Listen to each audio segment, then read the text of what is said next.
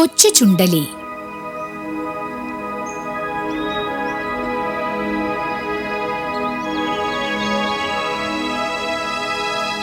പണ്ടൊരു ഗ്രാമത്തിൽ ഒരു കൊച്ചു ചുണ്ടലി ഉണ്ടായിരുന്നു.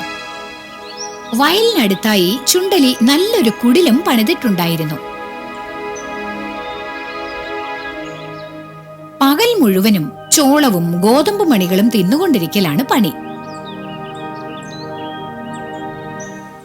ഒരുപാട് ദൂരെ നഗരത്തിൽ ഒരു ബംഗ്ലാവിന്റെ അടുത്തുള്ള മാളത്തിൽ ഈ ചുണ്ടലിയുടെ ബന്ധുവായ മറ്റൊരു ചുണ്ടലി താമസിക്കുന്നുണ്ടായിരുന്നു.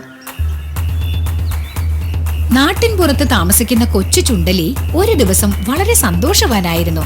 നഗരത്തിൽ നിന്നുള്ള ആ ചുണ്ടലി തന്നെ കാണാൻ വരുന്നു. നഗരവാസിയായ ചുണ്ടലി ഗ്രാമത്തിലെത്തി. ഹലോ ബ്രദർ, നമ്മൾ കണ്ടിട്ട് ഒരുപാട് കാലമായല്ലോ. വരൂ ചേട്ടാ, കണ്ടത് സന്തോഷം.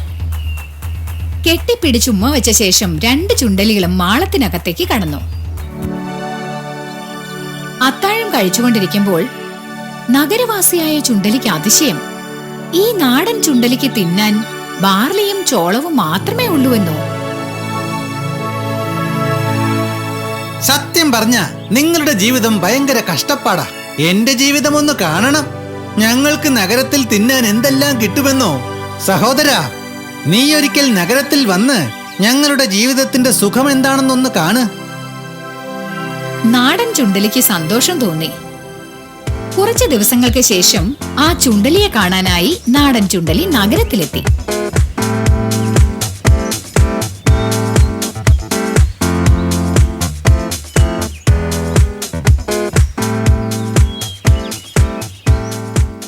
ഗ്രാമത്തിൽ നിന്നെത്തിയ നാടൻ ചുണ്ടലിയെ നഗരത്തിലെ ചുണ്ടലി നേരെ കൂട്ടിക്കൊണ്ടുപോയത് താൻ താമസിക്കുന്ന ബംഗ്ലാവിന്റെ അടുക്കളയിലേക്കാണ്.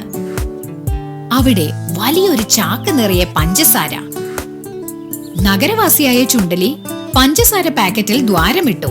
നാടൻ ചുണ്ടലിയോടും ആവശ്യാനുസരണം ഓട്ട തുളച്ചോളം പറഞ്ഞു. രണ്ട് ചുണ്ടലികളും കൂടി മതിയാവോളം പഞ്ചസാര തിന്നുകൊണ്ടിരിക്കുമ്പോൾ ഇതുപോലെ രുചികരമായൊരു സദ്യ താൻ ഉണ്ടിട്ടേയില്ലെന്ന് തോന്നി നാടൻ ചുണ്ടലിക്ക്. നഗരത്തിലെ ചുണ്ടലി എത്ര ഭാഗ്യവാനാണെന്ന് ചിന്തിക്കുകയായിരുന്നു നാടൻ ചുണ്ടലി. ഓടിക്കൂ! നഗരവാസിയായ ചുണ്ടലി മുന്നറിയിപ്പ് നൽകി. രണ്ടുപേരും ആവുന്നത്ര വേഗത്തിലോടി ചുമരിലെ ദ്വാരത്തിനടുത്തെത്തി. സുരക്ഷിതമായ സ്ഥലത്തെത്തിയപ്പോഴാണ് നാടൻ ചുണ്ടലിക്ക് ശ്വാസം നേരെ വീണത്. അയ്യയ്യേ, ഇതൊക്കെ നാണം കെട്ട ഏർപ്പാടാ. ഇനി നമ്മൾ ആ അലമാരിയിലേക്ക് പോകണ്ട.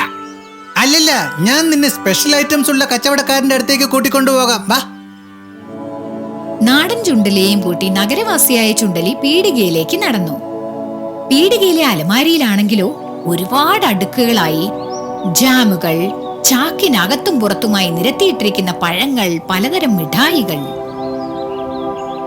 പീടികയിലെ അലമാരയിൽ നിന്നുയർന്ന നറുമണം കേട്ടപ്പോൾ നാടൻ ചുണ്ടലിക്ക് ഭയങ്കര സന്തോഷമായി. അവസാനം അലമാരയുടെ അവസാന ഭാഗത്ത് വെച്ചിരുന്ന പാൽക്കട്ടിയുടെ മണമോ! അമ്മോ!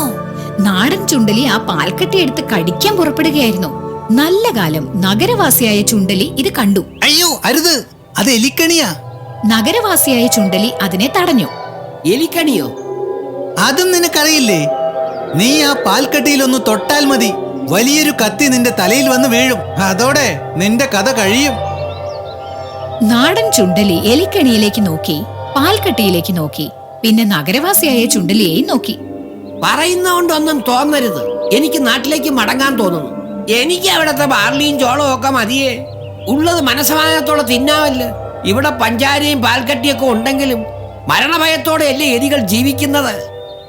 നാടൻ ചുണ്ടലി ഗ്രാമത്തിലെ വീട്ടിലേക്ക് മടങ്ങി. പിന്നീട് ജീവിതകാലം മുഴുവൻ ചുണ്ടലി അവിടെ തന്നെ താമസിച്ചു. എന്താ കൂട്ടുകാരെ, ഈ കഥയിൽ അടങ്ങിയിരിക്കുന്ന സന്ദേശം എന്താണെന്ന് പിടികിട്ടിയോ? ഒരിക്കലും ആർത്തി കാണിക്കരുത്. നമ്മുടെ പക്കൽ ഇല്ലാത്തതിനെ കുറിച്ച് ചിന്തിച്ച് വിഷമിക്കരുത്. നമ്മുടെ കയ്യിൽ എന്തൊക്കെയുണ്ട് എന്നതിനെ കുറിച്ച് എപ്പോഴും ചിന്തിക്കാവൂ. ഈ കഥയുടെ സാരം ഉള്ളതുകൊണ്ട് തൃപ്തിപ്പെടുക.